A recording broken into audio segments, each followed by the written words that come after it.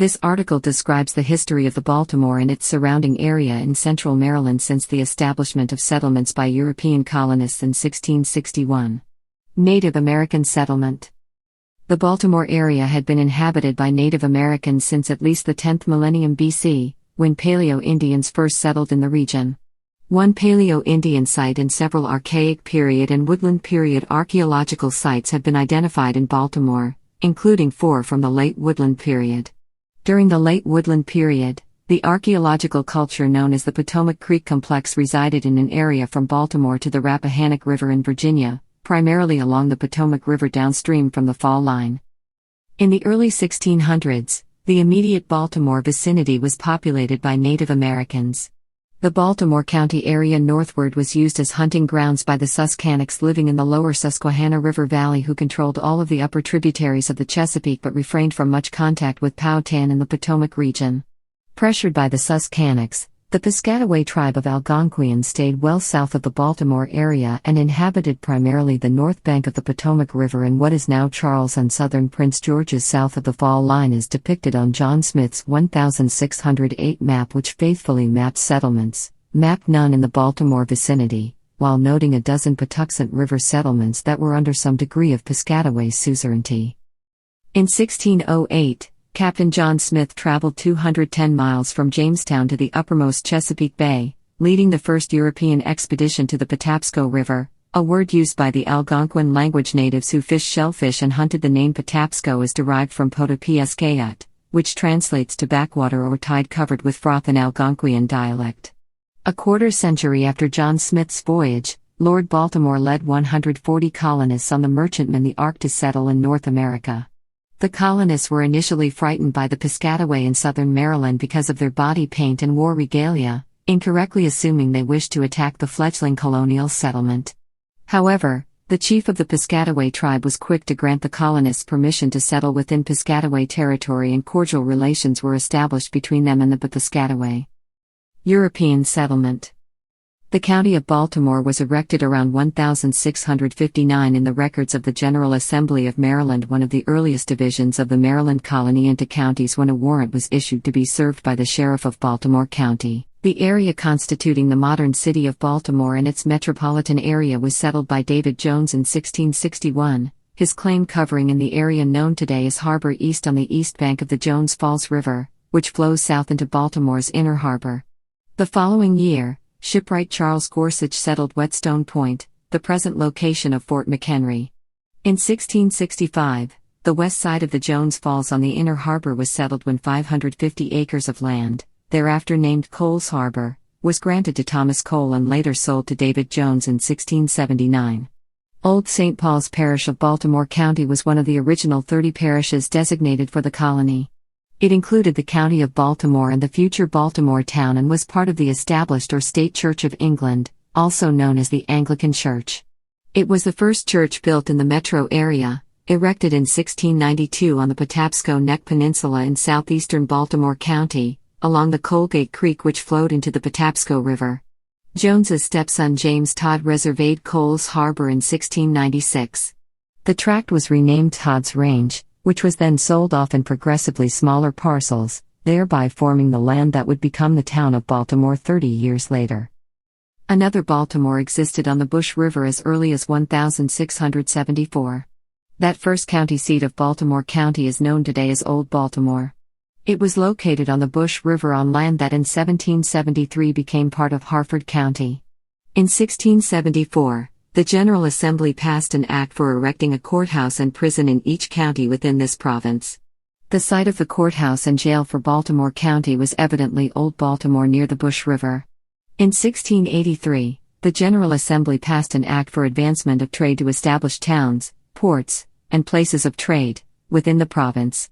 One of the towns established by the act in Baltimore County was on Bush River, on town land, near the courthouse. The courthouse on the Bush River referenced in the 1683 Act was in all likelihood the one created by the 1674 Act. Old Baltimore was in existence as early as 1674, but we don't know with certainty what if anything happened on the site prior to that year.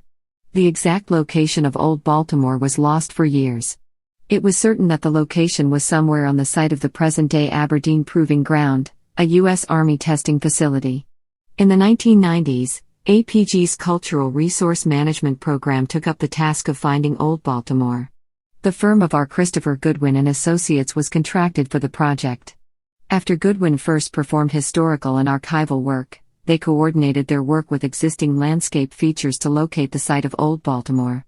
APG's explosive ordnance disposal personnel went in with Goodwin to defuse any unexploded ordnance. Working in 1997 and 1998, the field team uncovered building foundations, trash pits, faunal remains, and 17,000 artifacts, largely from the 17th century. The Bush River proved to be an unfortunate location because the port became silted and impassable to ships, forcing the port facilities to relocate. By the time Baltimore on the Patapsco River was established in 1729, Old Baltimore town had faded away. Maryland's Colonial General Assembly created and authorized the Port of Baltimore in 1706 at the head of the northwest branch of the Patapsco River in what was later known as the Basin and later expanded east and southeast downriver to the settlement later known as Fells Point to the east near the mouth of the Jones Falls and further in the 19th century to what became known as Canton. The city is named after Cecil Calvert, 2nd Lord Baltimore, of the Irish House of Lords and founding proprietor of the province of Maryland. Cecilius Calvert was the oldest son of Sir George Calvert, who became the first Lord Baltimore of County Longford, Ireland in 1625. Previously, he had been a loyal agent of King Charles I of England as his Secretary of State until declaring himself a follower of Roman Catholicism. Regardless, the king still gave his heir Cecil the 1,632 grant for the Maryland colony, named after Charles's wife, Queen Henrietta Marie. The colony was a follow-up to his earlier settlement in Newfoundland, known as Acadia or Avalon, which he found too cold and difficult for habitation. Also around the basin to the southeast along the southern peninsula which ended at Whetstone Point, today South Baltimore, Federal Hill, and Locust Point, the funding for new wharves and slips came from individual wealthy shipowners and brokers and from the public authorities through the town commissioners by means of lotteries, for the tobacco trade and shipping of other raw materials overseas to the mother country, for receiving manufactured goods from England, and for trade with other ports being established up and down the Chesapeake Bay and in the other burgeoning colonies along the Atlantic coast. Early development of Baltimore Town, 1729 to 1796. The Maryland General Assembly established the town of Baltimore in 1729. Unlike many other towns established around that time, Baltimore was more than just existence on paper. German immigrants began to settle along the Chesapeake Bay by 1723, living in the Baltimore area. The General Assembly enlarged Baltimore Town in 1745 and incorporated David Jones's original settlement known as Jonestown. Baltimore sent representatives to the Assembly, and over the next 2 decades it acquired 9 parcels of land and annexed neighboring villages including Fells Point to become an important community on the head of the Patapsco River.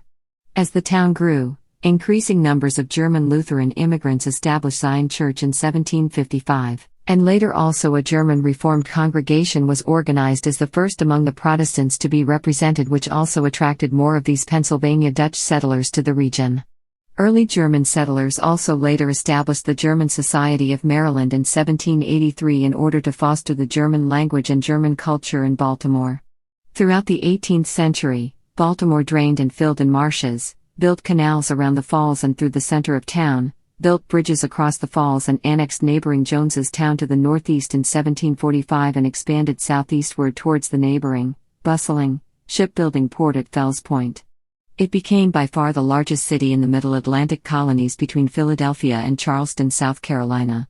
A political deal by the increasingly powerful financial interests in the growing town and with the rapidly growing population was reached, and the county seat with its important center of a courthouse for all Baltimore County was moved from Old Joppa over its citizens' enraged protests. Baltimoreans paid some £300 the next year to erect a fine brick courthouse with a bell tower and steeple on a courthouse square along with the necessary whipping post, stocks, podium for making public announcements and news, and a nearby jail, on the northern hills overlooking the harbor basin and with its back sitting over a rugged cliff and bluffs to the northeast with Steiger's Meadow bordering the twisting loop of the Jones Falls which bent southwestward before running north again. During the American Revolution, The Second Continental Congress temporarily fled from Philadelphia and held sessions in Baltimore between December 1776 and February 1777. When the Continental Congress authorized the privateering of British merchantmen, eager Baltimore merchants accepted the challenge, and as the war progressed, the shipbuilding industry expanded and boomed. There was no major military action near the city though, except for the passing nearby and a feint towards the town by a Royal Navy fleet as they headed north up the Chesapeake Bay to land an army at Head of Elk in the northeast corner to march on the American capital at Philadelphia and the following battles at Brandywine and in Germantown. The American Revolution stimulated the domestic market for wheat and iron ore, and in Baltimore, flour milling increased along the Jones and Gwynns Falls. Iron ore transport greatly boosted the local economy. The British naval blockade hurt Baltimore's shipping, but also freed merchants and traders from British debts, which along with the capture of British merchant vessels furthered Baltimore's economic growth. By 1800 Baltimore had become one of the major cities of the new republic. The economic foundations laid down between 1763 and 1776 were vital to the even greater expansion seen during the Revolutionary War. Though still lagging behind Philadelphia, Baltimore merchants and entrepreneurs produced an expanding commercial community with family businesses and partnerships proliferating in shipping, the flour milling and grain business, and the indentured servant traffic. International trade focused on 4 areas: Britain, Southern Europe, the West Indies, and the North American coastal towns. Credit was the essence of the system, and a virtual chain of indebtedness meant that bills remained long unpaid and little cash was used among overseas correspondents, merchant wholesalers, and retail customers. Bills of exchange were used extensively, often circulating as currency. Frequent crises of credit in the wars with France kept prices and markets in constant flux, but men such as William Lux and the Christie brothers produced a maturing economy and a thriving metropolis by the 1770s. The population reached 14,000 in 1790, but the decade was a rough one for the city. The Bank of England's suspension of specie payments caused the network of Atlantic credit to unravel, leading to a mild recession. The quasi-war with France in 1798 to 1800 caused major disruptions to Baltimore's trade in the Caribbean. Finally, a yellow fever epidemic diverted ships from the port, while much of the urban population fled into the countryside. The downturn widened to include every social class and area of economic activity. In response, the business community diversified away from an economy based heavily on foreign trade. Baltimore City before the Civil War, 1797 to 1861. In 1797, Baltimore Town merged with Fells Point and incorporated as the City of Baltimore. Baltimore grew rapidly, becoming the largest city in the American South. It dominated the American flour trade after 1800 due to the milling technology of Oliver Evans, the introduction of steam power in processing, and the merchant miller's development of drying processes which greatly slowed spoilage. Still, by 1830 New York City's competition was felt keenly, and Baltimoreans were hard-pressed to match the merchantability standards despite more rigorous inspection controls than earlier, nor could they match the greater financial resources of their northern rivals. The city was the site of the Battle of Baltimore during the War of 1812. After burning Washington, D.C., the British attacked Baltimore outside the eastern outskirts of town on the Patapsco Neck on September 12, at the Battle of North Point, then on the night of September 13 to 14, 1814. United States forces from Fort McHenry successfully defended the city's harbor from the British. Francis Scott Key, a Maryland lawyer from Georgetown and Frederick, was aboard a British ship where he had been negotiating for the release of an American prisoner, Dr. William Beans. Key witnessed the bombardment from this ship, and after seeing the huge American flag on the morning of September 14, 1814, he wrote the Star-Spangled Banner, a poem recounting the attack. Key's poem was set to a 1780 drinking song by British composer John Stafford Smith, and the Star-Spangled Banner became the official national anthem of the United States in 1931. A distinctive local culture started to take shape, and a unique skyline peppered with churches and monuments developed. Baltimore acquired its moniker the Monumental City after an 1827 visit to Baltimore by President John Quincy Adams. At an evening function, Adams gave the following toast: "Baltimore, the monumental city, may the days of her safety be as prosperous and happy as the days of her dangers have been trying and triumphant." Finance. Alexander Brown, a Protestant immigrant from Ireland, came to the city in 1800 and set up a linen business with his sons. Soon the firm Alex. Brown and Sons moved into cotton and, to a lesser extent, shipping. Brown's sons opened branches in Liverpool, Philadelphia, and New York. The firm was an enthusiastic supporter of the B&O Railroad. By 1850 it was the leading foreign exchange house in the United States. Brown was a business innovator who observed social conditions carefully and was a transition figure to the era after 1819 when cash and short credits became the norms of business relations. By concentrating his capital in small-risk ventures and acquiring ships and Bank of the United States stock during the Panic of 1819, he came to monopolize Baltimore's shipping trade with Liverpool by 1822. Brown next expanded into packet ships, extended his lines to Philadelphia and began financing Baltimore importers, specializing in merchant banking from the late 1820s to his death in 1834. The emergence of a money economy and the growth of the Anglo-American cotton trade allowed him to escape Baltimore's declining position in transatlantic trade. His most important innovation was the drawing up of his own bills of exchange. By 1830 his company rivaled the Bank of the United States in the American foreign exchange markets, and the transition from the traditional to the modern merchant was nearly complete. It became the nation's first investment bank. It was sold in 1997, but the name lives on as Deutsche Bank Alex. Brown, a division of Germany's Deutsche Bank, Baltimore and Ohio Railroad established. Baltimore faced economic stagnation unless it opened routes to the western states, as New York had done with the Erie Canal in 1820. In 1827, 25 merchants and bankers studied the best means of restoring that portion of the western trade which has recently been diverted from it by the introduction of steam navigation. Their answer was to build a railroad, one of the first commercial lines in the world. The Baltimore and Ohio Railroad became the first chartered railroad in the United States. 20,000 investors purchased $1.5 million in stock to import the rolling stock and build the line, and the city and state governments invested the remaining $1.5 million of the company's $3 million capitalization.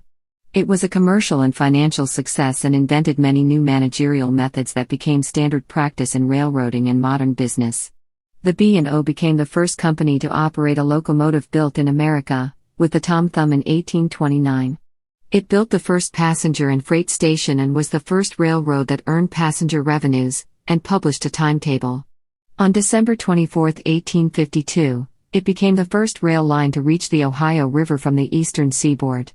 The railroad was merged into its former rival, the Chesapeake and Ohio, to create the Chessie System Railroad.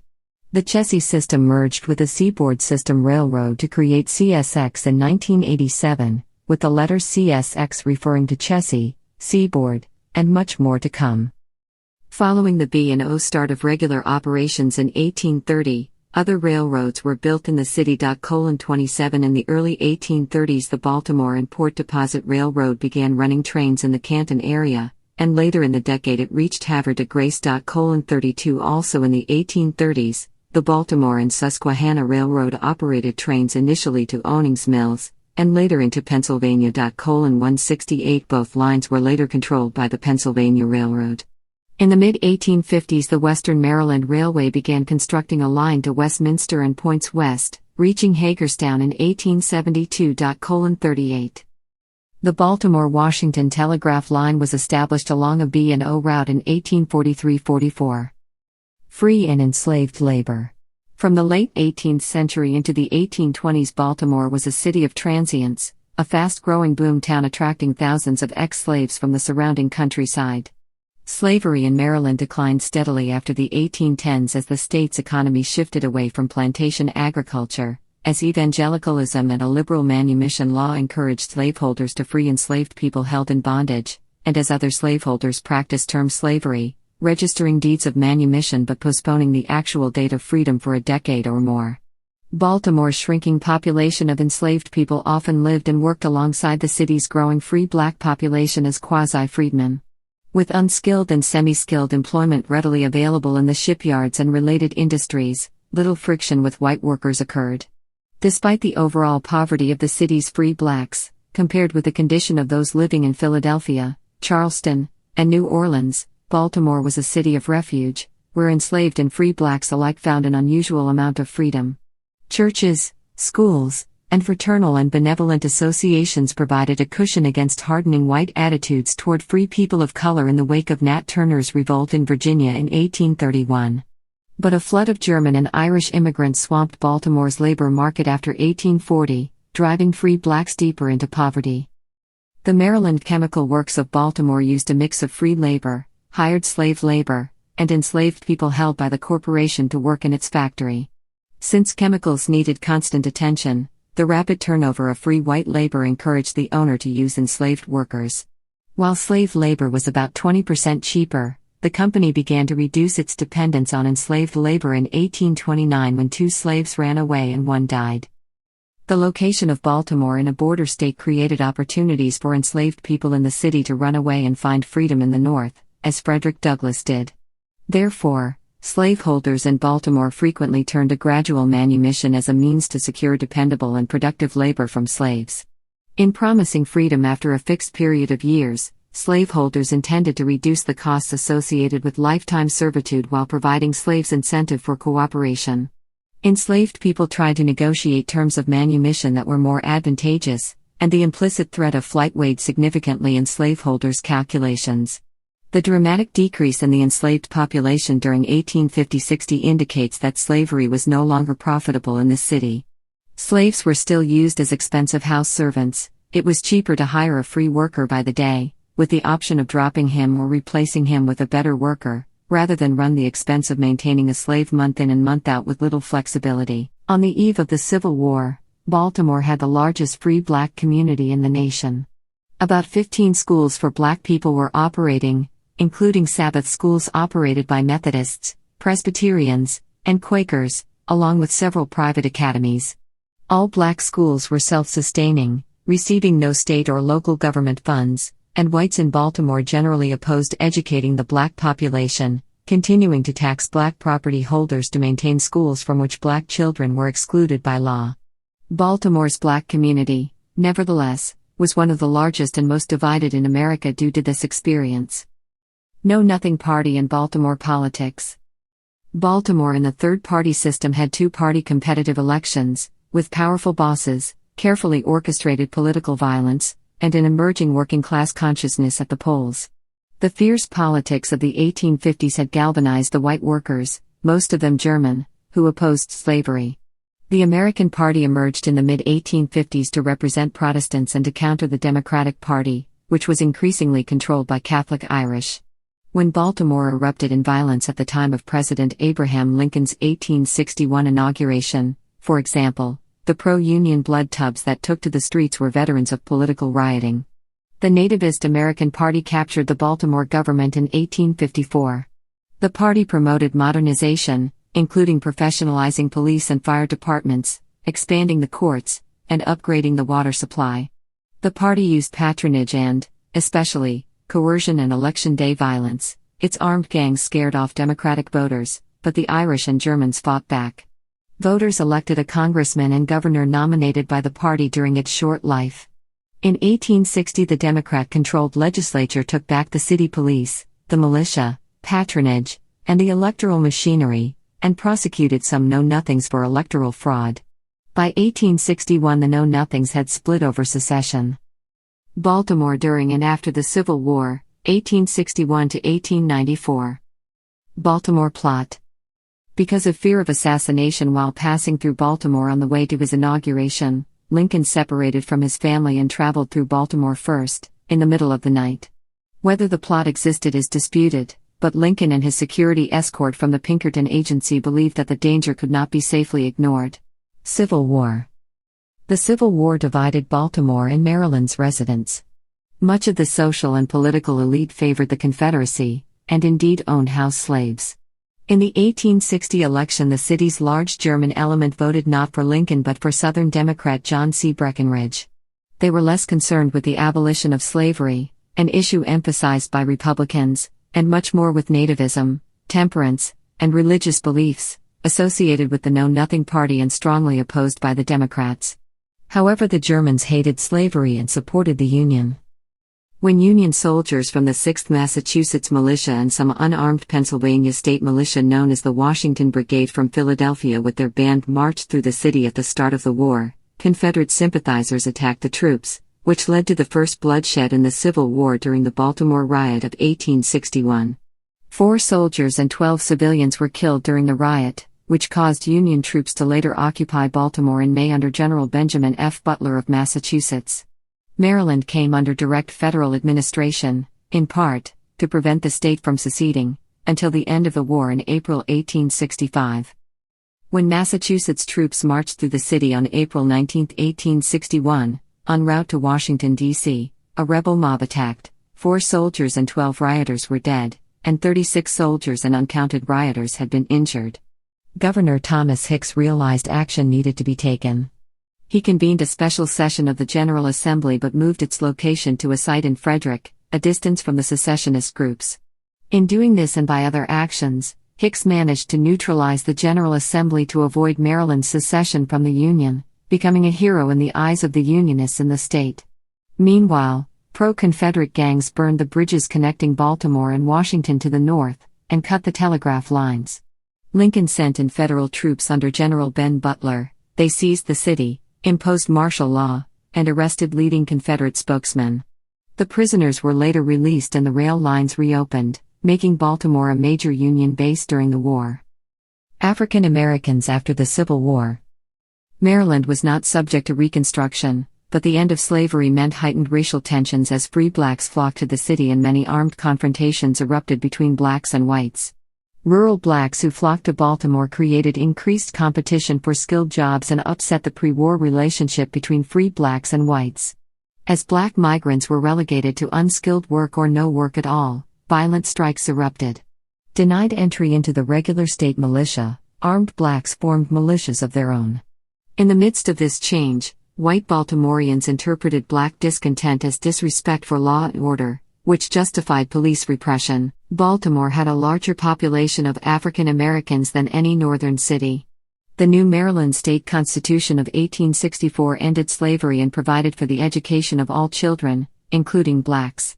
The Baltimore Association for the Moral and Educational Improvement of the Colored People established schools for blacks that were taken over by the public school system, which then restricted education for blacks beginning in 1867 when Democrats regained control of the city. Establishing an unequal system that prepared white students for citizenship while using education to reinforce black subjugation, Baltimore's post-war school system exposed the contradictions of race, education, and republicanism in an age when African Americans struggled to realize the ostensible freedoms gained by emancipation. Thus blacks found themselves forced to support Jim Crow legislation and urged that the colored schools be staffed only with black teachers. From 1867 to 1900 black schools grew from 10 to 27 and enrollment from 901 to 9,383. The Mechanical and Industrial Association achieved success only in 1892 with the opening of the Colored Manual Training School. Black leaders were convinced by the Reverend William Alexander and his newspaper, The Afro-American, that economic advancement and first-class citizenship depended on equal access to schools. Economic growth. By 1880, manufacturing replaced trade and made the city a nationally important industrial center. The port continued to ship increasing amounts of grain, flour, tobacco, and raw cotton to Europe. The new industries of men's clothing, canning, tin and sheet ironware products, foundry and machine shop products, cars, and tobacco manufacture had the largest labor force and largest product value. The construction of new housing was a major factor in Baltimore's economy. Bill examines the activities of major builders between 1869 and 1896, especially as they gained access to building land and capital. Most, but not all, of the major builders were craftsmen who were entrepreneurs compared with others in the building trades, but were still small businessmen who built small numbers of houses during long careers. They worked with landowners, and both groups manipulated the city's leasehold system to their own advantage. Builders obtained credit from a diverse array of sources, including sellers of land, building societies, and land companies. The most important source was individual lenders, who lent money in small amounts either on their own account or through lawyers and trustees overseeing funds held in trust. In spite of their important role in shaping the city, the contractors were small businessmen who rarely achieved citywide visibility. Until the 1890s, Baltimore remained a patchwork of nationalities with white natives, German and Irish immigrants, and Black Baltimoreans scattered throughout the social quilt in heterogeneous neighborhoods. Baltimore was the origin of a major railroad workers' strike in 1877 when the B&O Company attempted to lower wages. On July 20, 1877, Maryland Governor John Lee Carroll called up the 5th and 6th Regiments of the National Guard to end the strikes, which had disrupted train service at Cumberland in western Maryland. Citizens sympathetic to the railroad workers attacked the National Guard troops as they marched from their armories in Baltimore to Camden Station. Soldiers from the 6th Regiment fired on the crowd, killing 10 and wounding 25. Rioters then damaged B&O trains and burned portions of the rail station. Order was restored in the city on July 21 to 22 when federal troops arrived to protect railroad property and end the strike. YWCA. An expanded economic activity brought many immigrants from the countryside and from Europe after the Civil War. Concerns for young, single Protestant women alone in cities led to the growth of the Young Women's Christian Association movement. When the Baltimore YWCA was founded in 1883, they only offered their services to white women, and so the Colored Women's YWCA was founded in 1896. They merged in 1920. Progressive Era, 1895 to 1928. Political reform began in the mid-1890s with the defeat of the Arthur Gorman Isaac Freeman Racine Democratic Machine. Women's rights. Founded in 1894, the Maryland Suffrage Association was one of the first state suffrage associations for women in the U.S. Together with the Equal Suffrage League of Baltimore, they lobbied for women's right to vote at every session of the General Assembly until the 19th Amendment was ratified in Maryland in 1941. Prior to ratification, early suffragists in Maryland helped advance women's rights in other ways.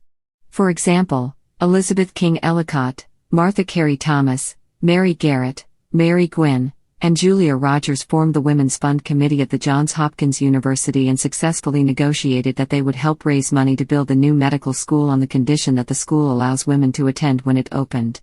In 1893, when the Johns Hopkins Medical School opened, there were 3 women and 15 men in the first class. The Great Baltimore Fire. The Great Baltimore Fire of 1904 destroyed 70 blocks and 1,526 buildings in the downtown and led to systematic urban renewal programs. Baltimore was a poorly managed city in 1890, despite its economic vitality. Already Boston, Chicago, and New York were moving to modernize their public works infrastructures and to support the construction of capital-intensive, technologically sophisticated sewer and water supply systems. Baltimore lagged behind the other American metropolises because of its culture of privatism and the politicization of its municipal administration. However, during the 1890 to 1920 period, the city responded to the same concerns as Chicago, New York, and Boston. The increase in urban crises, particularly the 1904 fire and the deterioration of sanitary conditions, prompted demands for reform. Moreover, the municipal administration underwent a process of moralization and professionalization in the 20th century. Afterward, Baltimore modeled itself on the other American metropolises and chose to modernize its institutions and address the industrial and urban challenges of the era. Park planning. The story of the Patapsco Forest Reserve near Baltimore reveals notable connections between the Progressive Era movements for forest conservation and urban park planning. In 1903, the Patapsco Valley site, although outside the city boundary, was nevertheless identified by the Olmsted Brothers landscape architecture firm as an ideal site to acquire property for future park development. At the same time, the Maryland State Board of Forestry, seeking to establish scientific forestry research, received donated land for this purpose in the Patapsco Valley. Over subsequent decades, a powerful alliance of urban elites, state managers, and city officials assembled thousands of acres along the Patapsco River. The site evolved into a unique hybrid of forest preserve and public park that reflected both its location on the urban fringe and its dual heritage in the conservation and parks movements. Baseball. When in 1918 the U.S. government reversed its draft exemption for married workers and required all men to work in essential occupations or serve in the military, professional baseball players either enlisted or joined industrial baseball leagues. Company leagues included those of Bethlehem Steel, which had recreational leagues on both coasts that by 1918 represented a major league level of competition. Sparrows Point, Maryland, a Bethlehem Steel Company town, had a Steel League team, whose results Baltimore baseball fans followed closely. At the same time, fans also followed the draft status and 1918 season of Baltimore native Babe Ruth, then playing with the Boston Red Sox and considering his own options, including joining an Industrial League team. In September, Bethlehem Steel, fearing competition with other leagues over professional talent, disbanded the Steel League. When the war ended in November, players such as Ruth were free to re-sign with their major league teams. Depression and War, 1929 to 1949. Argersinger describes the loss of power by traditional Democratic leaders and organizations in Baltimore under the New Deal. The old-line Democrats operated in the spirit of traditional political bosses who dispensed the patronage. They were, at best, lukewarm Roosevelt supporters because the New Deal threatened their monopoly on patronage. Blacks, other ethnic groups, labor, and other former supporters turned from their patrons to other leadership. Baltimore Mayor Howard W. Jackson's support gradually eroded until he was defeated in a gubernatorial primary election to choose an opponent for a Republican who earlier defeated Governor Albert C. Ritchie, a conservative Democrat. World War II. Baltimore was a major war production center in World War II. The biggest operations were Bethlehem Steel's Fairfield Yard, on the southeastern edge of the harbor, which built Liberty ships. Its workforce peaked at 46,700 in late 1943. Even larger was Glen Martin, an aircraft plant located 10 miles northeast of downtown. By late 1943, about 150,000 to 200,000 migrant war workers had arrived.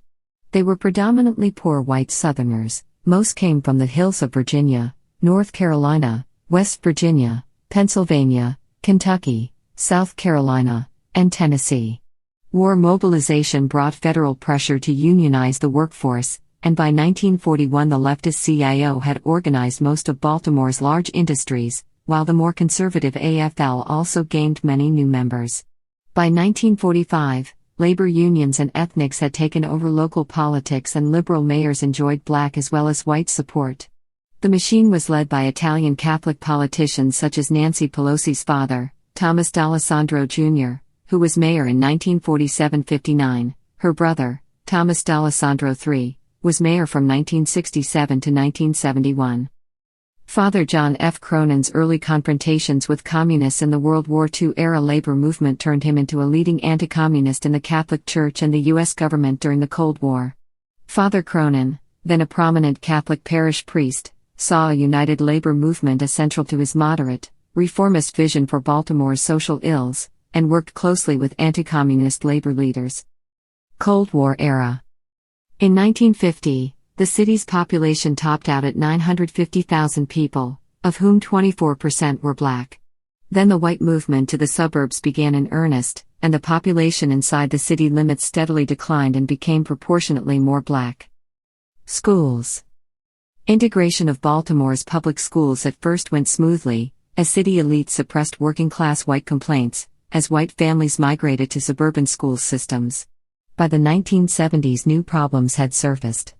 Formerly white schools had become mostly black schools, though white still made up most of the faculty and administration. Worse, the school system had become dependent on federal funding. In 1974, these circumstances led to two dramatic incidents. A teachers' strike highlighted the city's unwillingness to raise teachers' salaries because a hike in property taxes would further alienate white residents. A second crisis revolved around a federally mandated desegregation plan that also threatened to alienate the remaining white residents. Drugs. Heroin supply and use in Baltimore rose explosively in the 1960s, following a trend of rising drug use across the United States. In the late 1940s, there were only a few dozen African American heroin addicts in the Pennsylvania Avenue area of the city. Heroin use began largely for reasons of prestige within a group that most middle-class blacks looked down on.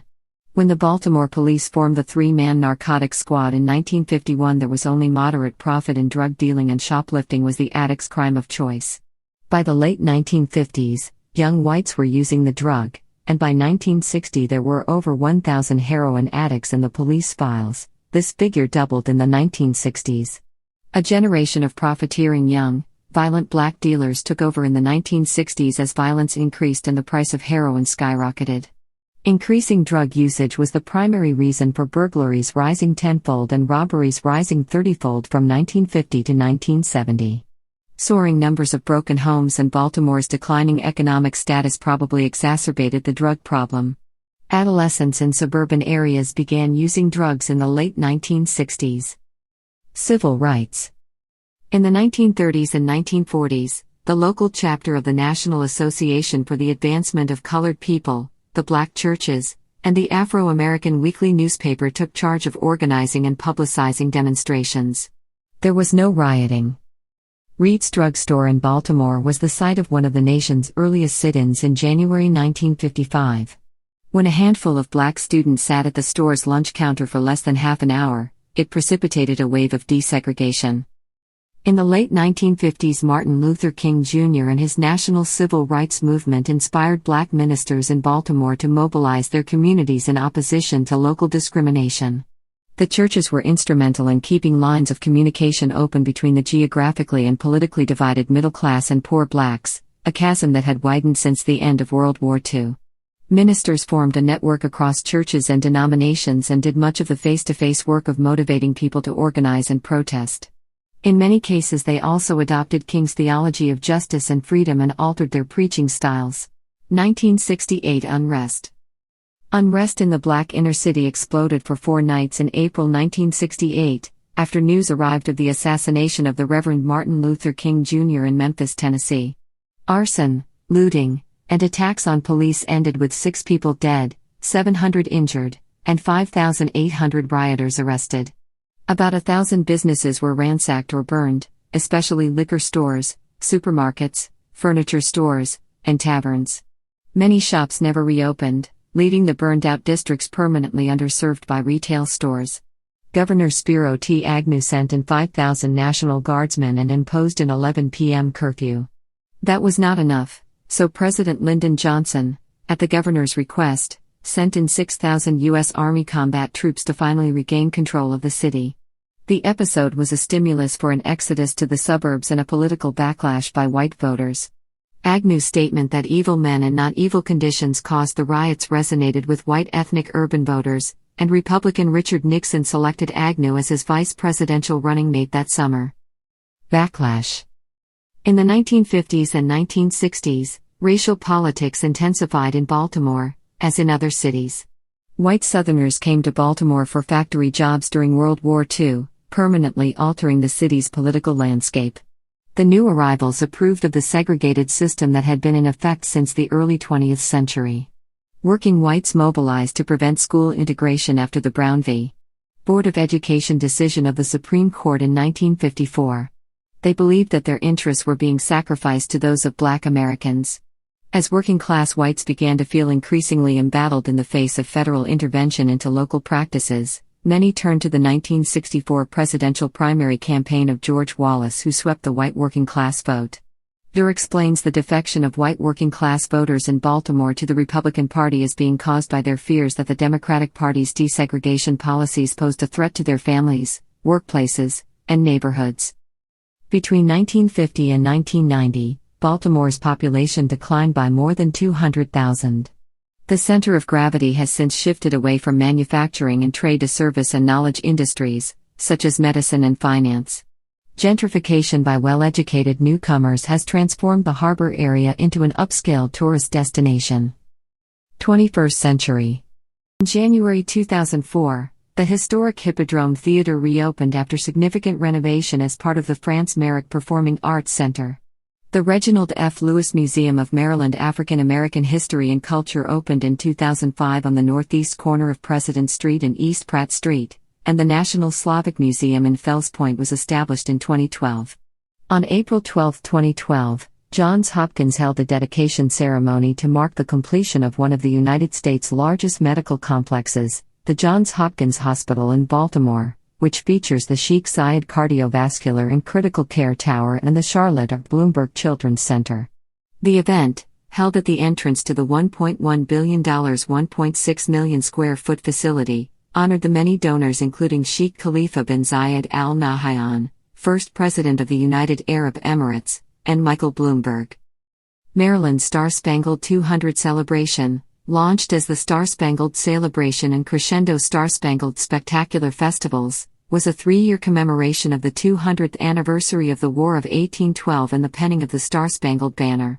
The Star-Spangled Celebration Festival brought a total of 45 tall ships, naval vessels and others from the U.S., United Kingdom, Canada, Colombia, Brazil, Ecuador, and Mexico to Baltimore's harbor. The event, held June 13 to 19, 2012, was the week encompassing Flag Day and the 200th anniversary of the declaration of war.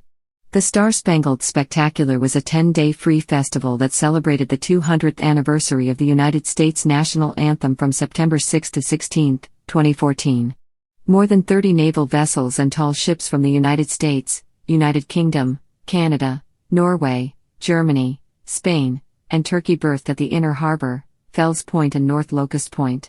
An air show from the Navy's flight demonstration team, the Blue Angels, performed during both festivals.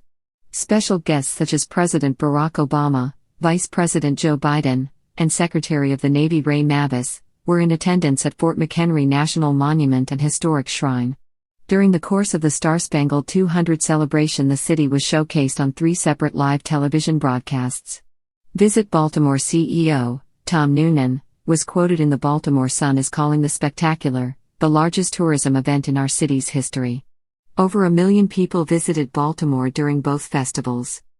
2015 protests. On April 19, 2015, West Baltimore resident Freddie Gray died after being in a coma for a week. Gray, who had a record of arrests for petty criminal activity, had been taken into custody after running from police. Gray suffered spinal injuries while in police custody and fell into the coma.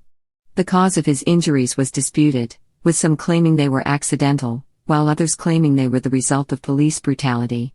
Protests were initially non-violent, with thousands of peaceful protesters filled the City Hall square. Protests against police brutality turned violent following Gray's funeral on April 27, as people burned police cruisers and buildings and damaged shops. The governor of Maryland, Larry Hogan, sent in the National Guard and imposed a curfew. 6 police officers were charged with crimes relating to Gray's death. 1 was acquitted, 1 trial ended in a hung jury, and 4 cases are ongoing as of June 12, 2016. Port Covington development. On September 19, 2016, the Baltimore City Council approved a $660 million bond deal for the $5.5 billion Port Covington redevelopment project championed by Under Armour founder Kevin Plank and his real estate company Sagamore Development. Port Covington surpassed the Harbor Point development as the largest tax increment financing deal in Baltimore's history and among the largest urban redevelopment projects in the country. The waterfront development that includes the new headquarters for Under Armour, as well as shops, housing, offices, and manufacturing spaces, is projected to create 26,500 permanent jobs with a $4.3 billion annual economic impact. In an open letter, Plank refers to the turbulent history in Baltimore's economic development and civic life as forks in the road. He concludes by saying, "We saw one of those great forks in the road, and chose the best course with Port Covington." Mayor Stephanie Rawlings Blake led the signing of 3 bills that commit the city to the sale of bonds over the next 15 to 20 years to fund the infrastructure for the Port Covington development on September 28, 2016. Religious history. Roman Catholics. Baltimore has long been a major center of the Catholic Church. Important bishops include John Carroll, Francis Kenrick, and especially Cardinal James Gibbons. In 1806, 21 Catholics constructed the Basilica of the National Shrine of the Assumption of the Blessed Virgin Mary, based on a neoclassical design by architect Benjamin Henry Latrobe.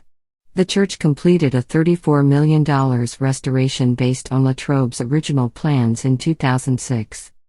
During 1948-61, the Archdiocese of Baltimore was under the leadership of Francis Patrick Keough.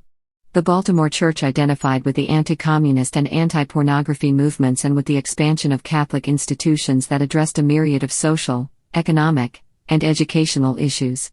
The church also coordinated a multitude of action projects under the financial control of the Baltimore Chancery. Methodists.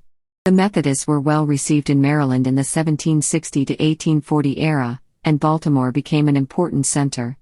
Sutton looks at Methodist artisans and craftsmen, showing they embraced an evangelical identity, Protestant ethic, and complex organizational structure. This enabled them to express their anti-elitist or populist producerist values of self-discipline, honesty, frugality, and industry. They denounced greed and sought an interdependent common good. Such producerist views drew on aspects of the Wesleyan ethic, appropriated the commonweal traditions of 18th-century republicanism, and initially resisted those of classical liberal, individualistic, self-interested capitalism. They also accorded well with and helped produce the emerging amalgam of American populist, restorationist, biblicistic, revivalistic activism that Sutton terms Arminianized Calvinism. Inside the Methodist Church, the artisans were reformers who focused on three substantive and symbolic targets, each of which would democratize Methodist conferences, lay suffrage and representation, inclusion of the local preachers, who constituted 2/3 of Methodist leadership, and election of the officers who carried the administrative, personnel, and supervisory power, the presiding elders. The appeals made on behalf of these democratizations, Sutton shows, drew imaginatively on both producerist and Wesleyan rhetoric. By the 1850s, Sutton shows that the corporate ideals and individual disciplines of religious producerism were expressed in trade unionism, in evangelical missions to workers, in factory preaching, in workers' congregations, in temperance and Sabbatarianism, in the Sunday school movement, and in the politics of Protestant communal hegemony. Baptists. The Appalachians and Southern whites arriving in the 1940s brought along a strong religious tradition with them. Southern Baptist churches multiplied during the mid and late 1940s. Evangelical Lutherans. The Zion Evangelical Lutheran Congregation was founded in 1755 in order to serve the needs of Lutheran immigrants from Germany, as well as Germans from Pennsylvania who moved to Baltimore. It has a bilingual congregation that provides sermons in both German and English. In 1762 the congregation built its first church on Fish Street. It was replaced by a bigger building, the current Zion Church on North Gay Street and East Lexington Street, erected from 1807 to 1808. An addition to the west along Lexington Street to Holiday Street of an Aldersall, bell tower, parsonage, and enclosed garden in North German Hanseatic architecture under Pastor Julius K. Hoffman was made in 1912 to 1913. Jews. Although the extent of Baltimore Jewry in the 18th century is not known, the existence of a Jewish cemetery in Baltimore can be traced back to 1786. The Jewish community grew significantly in the 19th century, forming synagogues including Nidge Yisroel, Har Sinai Congregation, the Fells Point Congregation, and Temple Oep Shalom. Muslims. Baltimore has had a Muslim community as far back as 1943. Masjid al-Haq was established as a Nation of Islam mosque in 1947, on Ensor Street. The congregation later moved to 1000 Pennsylvania Avenue. The mosque was known as Mosque 6. The mosque moved to 514 Wilson Street in the late 1950s, where it is currently located. Nation of Islam leader Elijah Muhammad spoke at the mosque in 1960 to over 1,000 people. After the death of Muhammad in 1975, the mosque's congregants converted to Sunni Islam and it became known as Masjid al-Haq. In 1979, the number of Muslims in Baltimore and its suburbs was estimated to be 3,000 to 5,000 by Islamic Society of Baltimore co-founder Dr. Muhammad Ziawad. As reported by the Baltimore Sun, in 1983, the number of Muslims in Baltimore was estimated to be several thousand. In 1985, the number was estimated to be around 15,000, as well as 40,000 Muslims living in the Baltimore-Washington region. In 1995, Maqbool Patel, the president of the Islamic Society of Baltimore, estimated the number of active Muslim families in the state to be 5,000, with 1,500 being in the Baltimore area.